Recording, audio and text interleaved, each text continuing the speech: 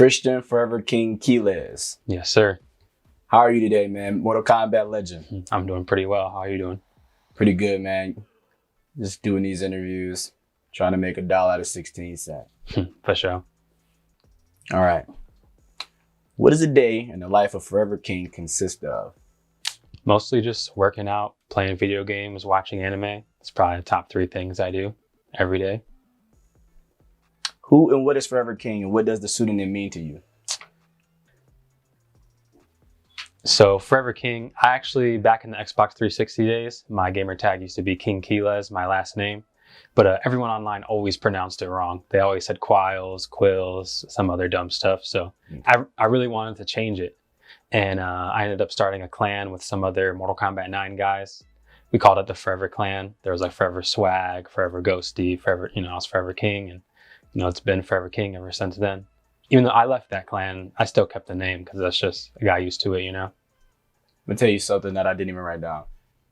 Before I met you, I knew who you were. I knew of your name. I was gonna steal that shit if you didn't keep it going. Yeah. If your name ever changed for ForeverKing, period, I was gonna steal that shit and make it like something public so everybody know me. I'm like, yeah, I'm taking this shit. I was definitely gonna jack that shit. So it's actually great to see you right in front of me still doing live and well. Hell yeah. All right. Let's go back. Tell us tell us where you're from and tell us about your childhood. I'm from Lorain, Ohio. Born and raised there. I grew up, playing Mortal Kombat, playing video games in general. I've always loved all types of video games, but I always gravitated toward fighting games, especially Mortal Kombat. The very first memory I have actually in my life is playing Sega Genesis when I was 3 years old. When my mom and dad still used to live together. And Mortal Kombat 2 was the first game I ever played, so. That's crazy that you remember that. Yeah. I think my earliest memory is probably playing the same game. Well, video game wise, I think that's the same one. What age did you get into playing Mortal Kombat? 3 years old, unless you mean competitively. Yeah, competitive. So Mortal Kombat 9 was the first game I started super playing a lot, learning the frame data, stuff like that. My first tournament was 2012, like early, I want to say February 2012, which was MLG Columbus. It's my first major. Nice. How's the journey been so far?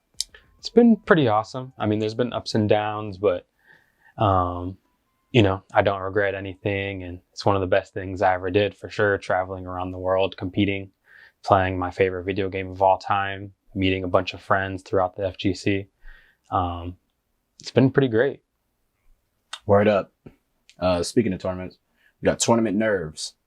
Are you subject to them? And if so, how do you go about dealing with them? I think everyone's subjected to tournament nerves, no matter how good you are. A lot of people do different stuff, like they'll listen to music or they'll just try to pay attention to other things.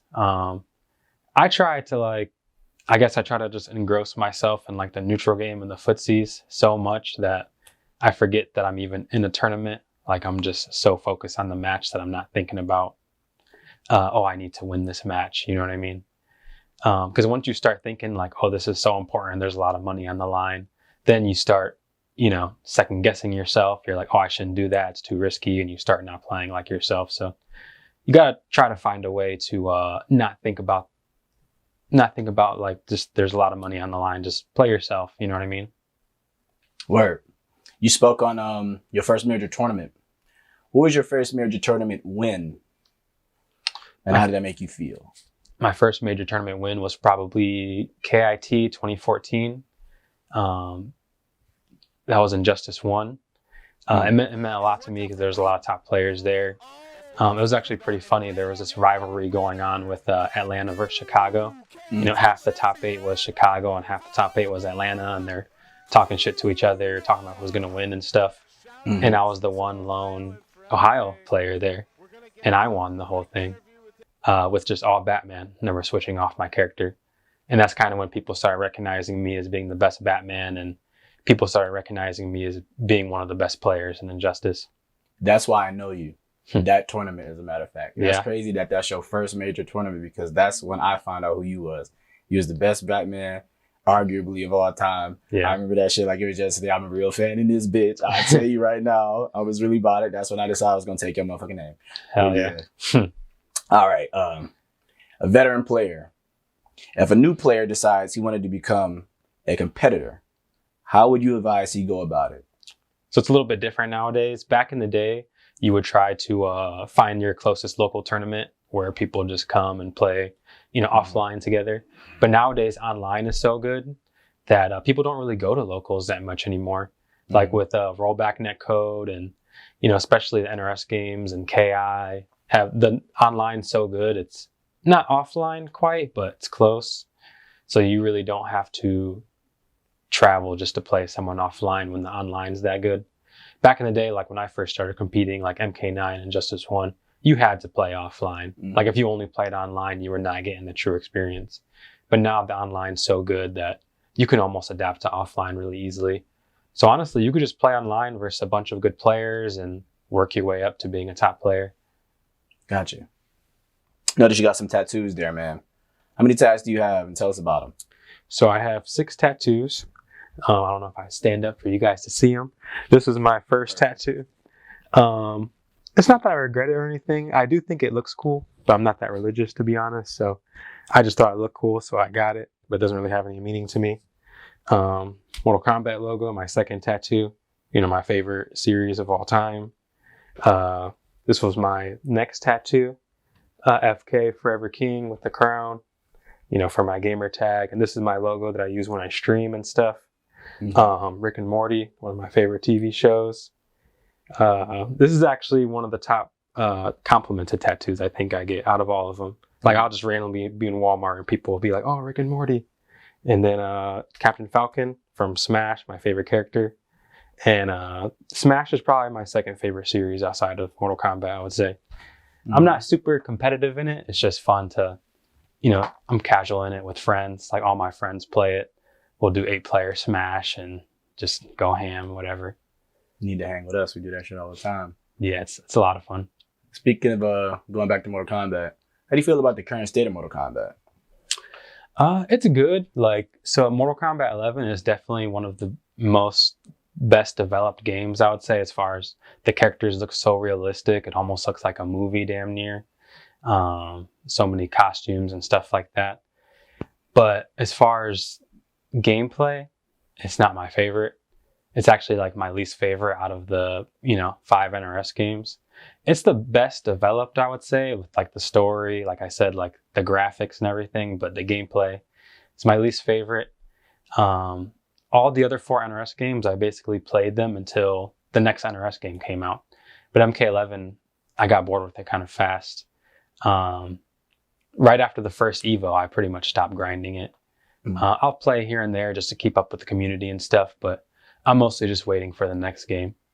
I'm hoping for Injustice 3. You got some inside info that we need to know, bro? Because I said MK versus DC Universe 2, and I said that in 2017.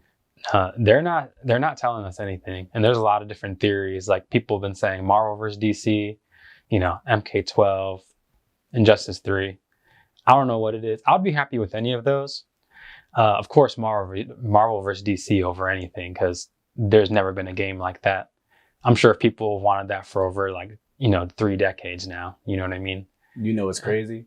A lot of people don't want it because of how they did it before, but I think that's why they made the latest MK the most like Injustice. Yeah, because I think they're just trying to get that transition over. They got guest characters from MK going on Injustice and vice versa. So I think that's where they're going. But keep that in mind. I was the first person to say that. All right, back to tournaments. Of all the players you faced, who do you consider your tournament demon? Of all the players that you faced in your career, I would have to say probably Dragon. He just, he's one of the best players in the world. He's known for really good defense, and he always plays a character that's annoying for my character. Like in MKX, he played Katana, which I don't like using Tremor versus Katana. And in Injustice, he played Aquaman. It's always been known Aquaman's Batman's worst matchup. And in MK11, Cetrion. So he's one player that I don't know if I ever beat him actually. I've gotten very close, like 3-2 down to the last round type shit, but I've never actually got a win off of him yet. Mm-hmm. So It's a good demon. yeah. That's a pretty good demon. Who are some of your biggest inspirations that you came up watching that helped mold you into who you are now? So as far as the Mortal Kombat community, I don't really have inspirations because I started competing during MK9, which was the first competitive game. So I've been there since the beginning. No PL? But so the first tournament match I ever watched was Tom Brady versus Perfect Legend. I watched them. They're fighting in like 2011 before I even knew tournaments existed. I was just looking up combos and randomly came across that video. But to be honest, like, you know, I was playing the game every day during that time. And, you know, I was like beating everyone I played online and stuff. And when I watched that video, I was thinking to myself, like, these are like the top 2 players in the world. Like, they're not doing anything different than I'm doing. Like, I think I could beat these guys. And that's what made me want to like start competing in tournaments, you know? And soon after that, I actually hit up PL and we played online and we were going back and forth and stuff before I even went to my first tournament. So, but I guess you can say Daigo from Street Fighter. You know, I've always loved of course, the Evo moment, all those parries. Crazy. I was just watching this.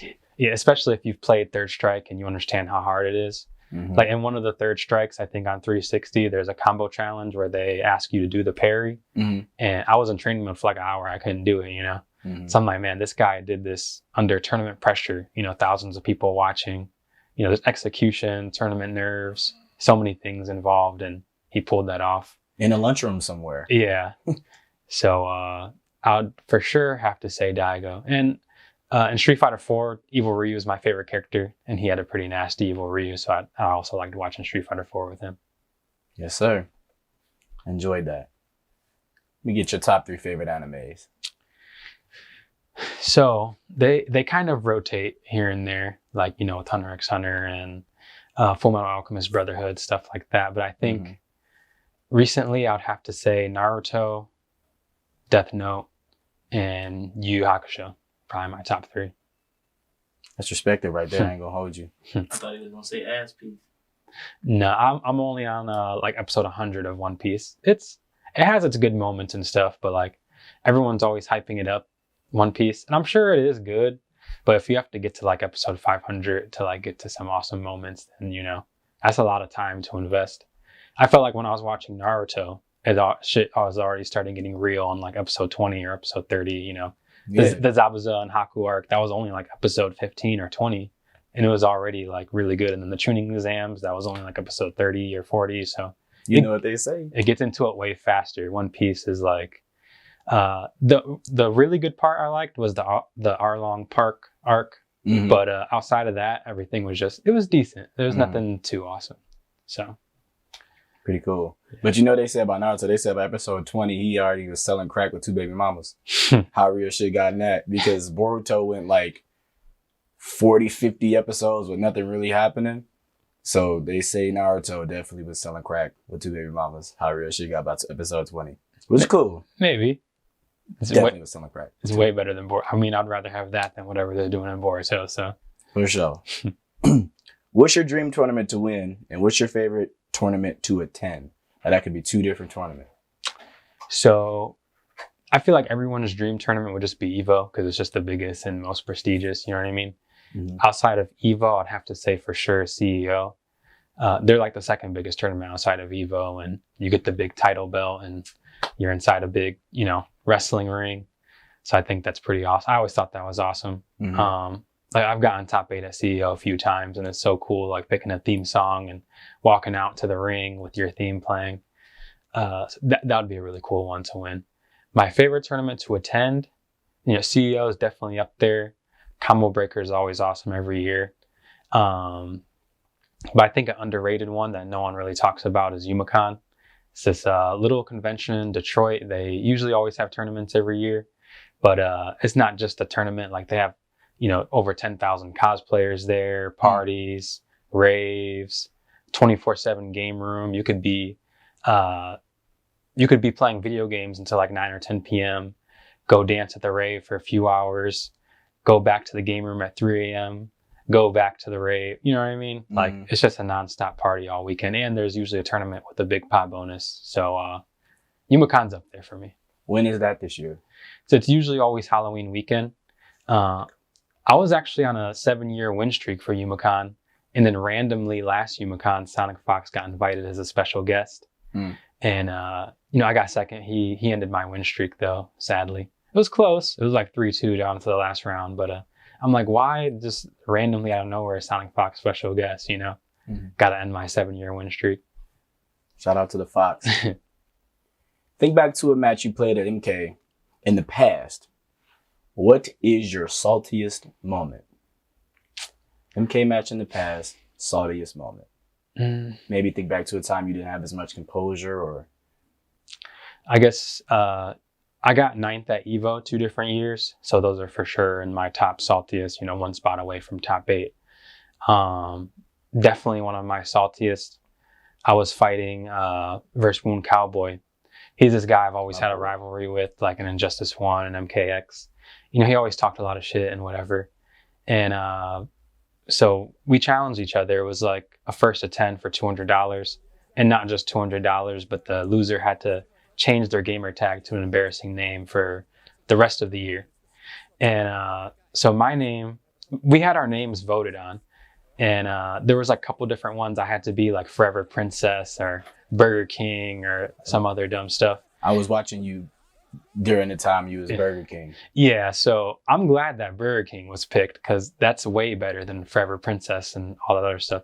His name was actually going to have to be Reverse Cowgirl if he lost, which I don't even know if that would have been allowed in tournaments. But so yeah, we did a first to 10. It was literally like 10 to 9 down to the last round, down to the last pixel.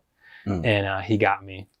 And it wasn't just the name change and the $200 lost. Like, yeah, those sucked, but I really wanted to beat him. We were like rivals and talking shit to each other for months. And that one really stung when I lost that one. Word up. Shout out to Wound Cowboy, man. My motherfucking dog there. Shout out Wound one more time. Shout out my boy. Yeah, he got me. But literally like the next tournament, SCR, like 2 weeks later, I think I 2-0'd him to make top 8 that one. So got him back pretty soon after that. Nice. What are the name of some tournaments that are coming up that you plan to attend? So, the world the way it is now, there's not a lot of tournaments coming up, but CEO for sure.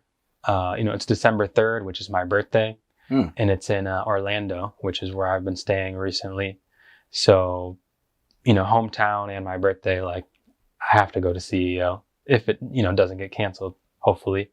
But outside of CEO, I don't have any plans for any tournaments, like maybe Combo Breaker CEO next year.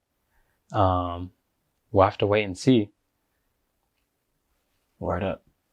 Now, you were once a fully sponsored professional video game player. Tell me the name of those guys and what was it like working with a sponsored team? So I've been through a lot of sponsors. KIT was like my first like big one, I guess. Then I was Yomi for like a year or two. Then I was Circa for like a year or two. I was Hazardous for a little bit. Of course, I think Yomi and Circa were definitely like the ones I was in for a long time. And, met a lot of people, made a lot of friends. And it was awesome, like you're basically getting paid to travel around the country and, represent them playing your favorite game, paying for your flight, paying for your hotel, paying for your tournament entry fee. And you just rock their jersey and you end up meeting other people that are in that team and you start making close friends with them. Like in Yomi, there's Michelangelo, Slayer, like 2 people I still talk to like on a weekly basis to this day. And Circa, there's like Nikki. We've always been good friends for a while. So it's awesome, the benefits you get from it. And it's also awesome, the good friends that you make from it too. Word up. Shout out Guy and Carlo and them Yomi boys. Yeah, John Carlo is amazing. Shout out to my mans, KIT, MIT. Shout out to them. I think I was at the last Evo that y'all was ever at. Was 2016? Yeah. Yeah, right before y'all disbanded. I was there. I was right behind KIT. Yeah, it was cool. Shout out to them.